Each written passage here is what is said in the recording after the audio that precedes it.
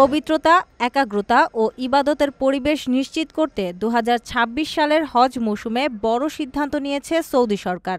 পবিত্র মক্কা ও মদিনার মসজিদুল হারামের অভ্যন্তরে সম্পূর্ণভাবে ছবি ও ভিডিও নিষিদ্ধ করা হয়েছে মোবাইল বা ক্যামেরা যেকোনো মাধ্যমে। বিশেষজ্ঞরা বলছেন, এটি একটি যুগান্তকারী পদক্ষেপ যা ইবাদতের পবিত্র পরিবেশকে আগের চেয়ে আরও নিঃশব্দ ও শ্রদ্ধাপূর্ণ করবে।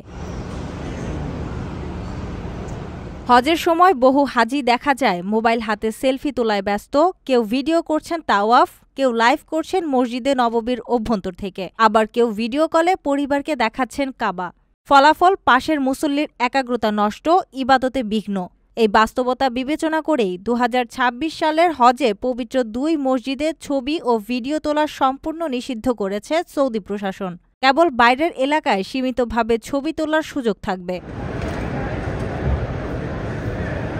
সৌদি সরকারের ভাষ্য, এই সিদ্ধান্তে যেমন ইবাদতের পরিবেশ রক্ষা পাবে, তেমনি জনসমাগমে অপ্রয়োজনীয় মোবাইল ব্যবহারও কমবে আর জনশৃঙ্খলা বজায় রাখা সহজ হবে। অনেকে বলছেন, এটি শুধু একটি নিয়ম নয়, বরং ইবাদতের প্রতি সম্মান প্রকাশের এক নতুন সংস্কৃতি। আল্লাহর ঘরে কেউ লাইভ নয়, একান্তে ইবাদতই হোক মুখ্য। প্রযুক্তি হোক বাহ্যিক প্রয়োজনের জন্য, আর পবিত্র ঘরের অভ্যন্তরে থাকুক শুধু আল্লাহর সাথে একান্ত সংযোগ।